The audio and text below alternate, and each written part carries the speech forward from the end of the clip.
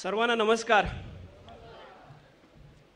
शोध गुणवंतांचा शैक्षणिक व सामाजिक विचारमंथन या कार्यक्रमासाठी आज आपल्या या विभागामध्ये आलेले आपल्या सर्वांचे आदरणीय प्रमुख उपस्थित मान्यवर सन्माननीय निलेशजी सांबरे साहेब, कार्यक्रमाचे अध्यक्ष सन्माननीय सतीशजी थूळ, विचारपीठावरील सर्व उपस्थित मान्यवर, समोर उपस्थित विद्यार्थी वर्ग, परिसरातील प्रत्येक गावातून आलेले ज्यांना शिक्षणाची जाण आहे, सामाजिक भान आहे, असे या परिसरातील विभागातील तालुक्यातून सर्व जे समोर उपस्थित आहेत त्या सगळ्यांना पुनश्च एकदा मनपूर्वक नमस्कार।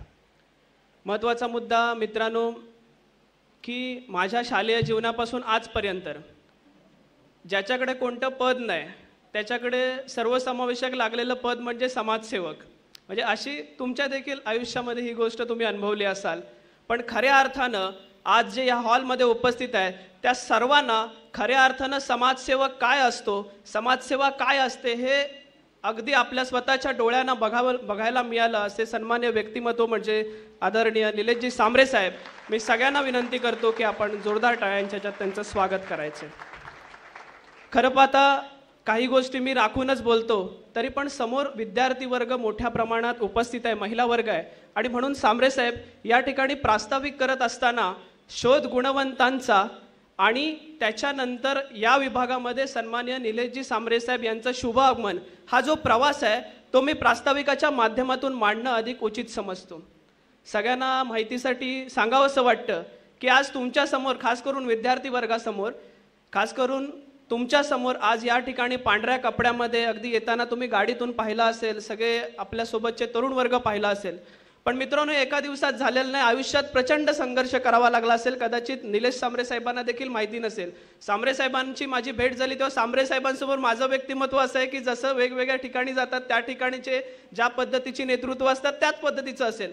पण मला हे सांगावं असं वाटतं की 2011 मध्ये साहेब मी पुस्तकांमधून वाचलंय, वेगवेगळ्या लोकांच्या लेखनातून वाचलंय की 2 वेळच्या खायची मौत असते, पण 2011 मध्ये माझ्या वडिलांचं अपघाती निधन झालं आणि त्यावेळेला आम्ही ती परिस्थिती अनुभवली आहे। माझी आई त्यावेळेला एका शाळेमध्ये भांडी घासण्याचं काम करायची आणि जो पोषणाहार असायचा तो उरलेला पोषणाहार घरी आणून आम्ही त्या ठिकाणी आमचं जेवण व्हायचं, ही वस्तुस्थिती नाकारून चालणार नाही आणि तिथपासूनचा हा प्रवास आहे। मी का सांगतो ही गोष्ट की शोध गुणवंताची संकल्पना तिथून आली आहे। त्याच्यानंतरच्या काळात आयुष्यात प्रत्येक ठिकाणी संघर्ष करावा लागला, प्रत्येक ठिकाणी खस्ता खाव्या लागल्या। त्यानंतरच्या काळात अनेक लोक आयुष्यात येत गेली, त्यांचं मार्गदर्शन लाभत गेलं। प्रामुख्याने 2 व्यक्तींचा उल्लेख या ठिकाणी मला प्रामुख्याने करावा वाटतो, त्यामध्ये पोलीस महानिरीक्षक पुण्याचे संजय सिंह एनपुरे सर आणि ठाण्यामधील सुधाकरराव चव्हाण या 2 व्यक्तींनी माझ्यातला आत्मविश्वास जागा केला, स्वाभिमान जागा केला आणि त्यानंतरच्या काळात एक दिशा मिळत गेली। त्यानंतरच्या काळामध्ये जेव्हा नोकरीमधून व्यवसायामध्ये पदार्पण करण्याची वेळ आली त्यावेळेला सांबरे साहेब तुमच्या माहितीसाठी या ठिकाणी सांगावं असं वाटतं की देशातले नव्हे तर आशिया खंडातले सगळ्यात मोठे प्रोजेक्ट आज आमच्या विभागामध्ये आहे। म्हणजे लावगण डॉकयार्ड असेल, आंग्रे पोर्ट असेल, JSW एनर्जी असेल, JSW पोर्ट असेल, लोकांनी टाळ्या वाजवल्या। पण वस्तुस्थिती ही आहे की ह्या पोर्टमध्ये, ह्या एनर्जीमध्ये आमच्या इथला सर्वसामान्य माणूस सिक्युरिटी म्हणून सॅल्यूट करण्याशिवाय आणि तिथला कचरा काढण्याशिवाय आमची कुठली वेगळी ओळख नाही। ही ओळख बदलण्यासाठी आम्हाला शोध गुणवंतांचा हा कार्यक्रम घ्यावा लागला। ज्या वेळेला आम्ही तलाठी ऑफिसला जातो, ज्या वेळेला आम्ही ग्रामपंचायतीमध्ये जातो, पश्चिम महाराष्ट्रातून येणाऱ्या कर्मचाऱ्यांना आमचा विरोध अजिबात नाही, पण आमची परिसरातली ओळख आजही पेंटर, आजही घरकाम करणारा किंवा आजही मोलमजुरी करणारा अशीच आहे। आणि ती जर ओळख बदलायची असेल तर एज्युकेशनच्या माध्यमातूनच ती बदलू शकते आणि म्हणून शोध गुणवंतांचा हा कार्यक्रम घ्यावा लागला। साधारणतः 2018-19ची गोष्ट आहे, ज्या वेळेला थोडंफार घरचं भागायला लागलं आणि जे काय उरायला लागलं त्यावेळेला डोक्यात संकल्पना आली की आपण बाहेर पडलं पाहिजे आणि माझ्यासारख्या अनेक तरुणांना ही संकल्पना सांगितली, तरुण जोडले गेले, एक चांगला पाठीमागे बघितला तर अतिशय चांगला समूह तयार झाला आणि त्या माध्यमातून आम्ही साधारणतः 2019 पासून तळागाळामध्ये फिरायला लागलो आणि लोकांना शिक्षणाचं महत्त्व समजावून सांगायला लागलो। त्यावेळेला सगळ्यात पहिला आक्षेप घेतला तो म्हणजे हे सगळं कुणबी समाजासाठी चाललंय। साहेब जेव्हा जन्माला आलो तेव्हा जन्मानं जात कुणबी होती, पण जेव्हा कर्म करायला लागलो तेव्हा कुठलीच जात डोक्यात नव्हती, जात 2च होत्या, एक होती गरीब आणि दुसरी होती श्रीमंत। इथून पुढे जेव्हा काम करायचं ठरलं तेव्हा गरीब ह्या एका जातीसाठीच करायचं ठरलं आणि त्या माध्यमातून हा शोध गुणवंतांचा कार्यक्रम राबवला गेला। शोध गुणवंतांच्या कार्यक्रमामध्ये परिसरातल्या सगळ्याच शिक्षकांनी अथक मेहनत घेतली, खास करून प्राथमिक शिक्षकांनी. खरं नोकऱ्या जातील याची भीती बाळगली नाही, पण समवेत फिरायला लागले. आम्ही गावागावामध्ये गेलो, जवळजवळ 500हून अधिक मुलांच्या आम्ही संपर्कामध्ये गेलो, त्यांच्या पालकांना एकत्र केलं आणि खऱ्या अर्थानं शिक्षण काय असलं पाहिजे हे समजावून सांगितलं.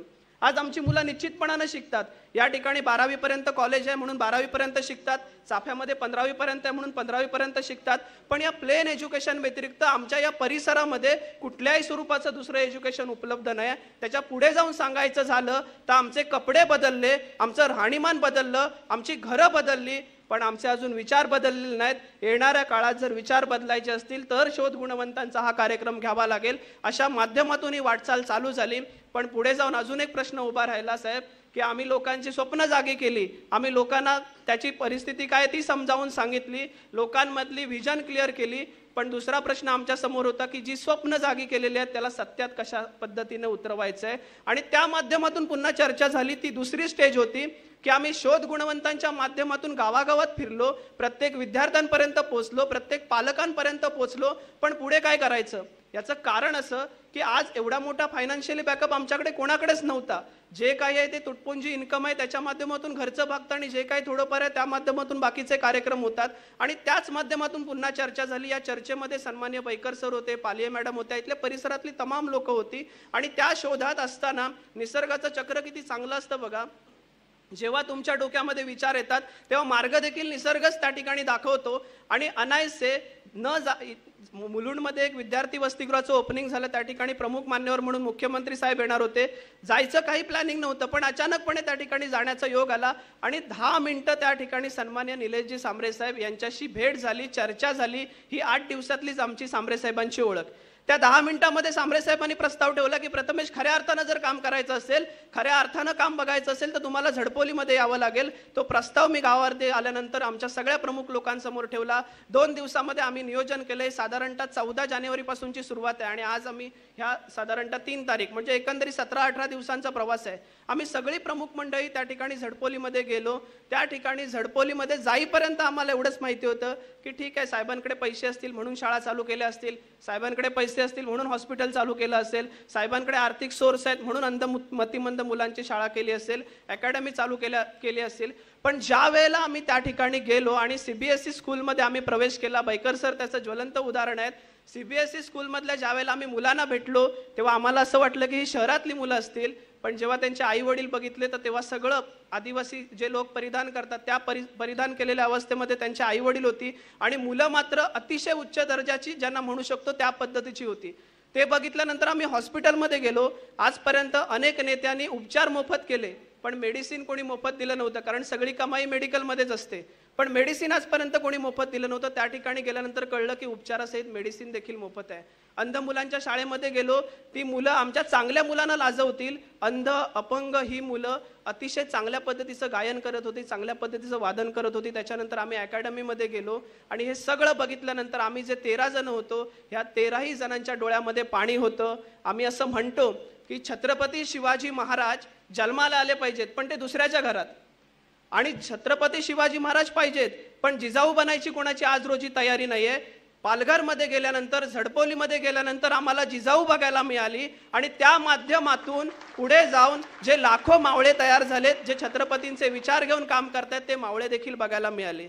त्या ठिकाणी गेल्यानंतर आम्ही जिजाऊ पाहिली, जिजाऊचे विचार पाहिले. सगळ्या लोकांच्या माहितीसाठी सांगतो, जिजाऊ हे केवळ नाव नाहीये, जिजाऊ हे केवळ व्यक्तिमत्व नाहीये, तर जिजाऊ हा एक विचार आहे आणि तो विचार सांबरे साहेबांच्या माध्यमातून त्या ठिकाणी रुजवला गेला आणि आज हे सगळं वातावरण आपल्याला बघायला मिळतंय. ते सगळं बघितल्यानंतर आम्ही या ठिकाणी आलो, साहेबांशी चर्चा केली की साहेब हे जे सगळं वातावरण आहे, आमच्याकडे आमचे कपडे बदलले, आमचं राहणीमान बदललं, पण ही जी एज्युकेशनची व्यवस्था, ही जी आरोग्याची व्यवस्था आहे त्याची खऱ्या अर्थानं आमच्या परिसरामध्ये गरज आहे.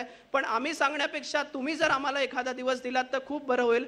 अतिशय बिझी शेड्यूल मधून देखील या व्यक्तीनं या ठिकाणी आम्हाला येण्याचं आश्वासन दिलं आणि आज सगळ्यांच्या डोळ्यात देखत हा शुभ आगमनाचा सोहळा आपण सर्वजण पाहतात. पण त्याच्या पलीकडची गोष्ट अजून एक सांगावीशी वाटते की जसं सांबरे साहेब खंडाळ्यात येत आहेत हे समजलं तशा आमच्या सगळ्या यंत्रणा जाग्या झाल्या. सगळ्यात पहिल्यांदा माझ्यावरती गावबंदीचा ठराव आणण्यात आला.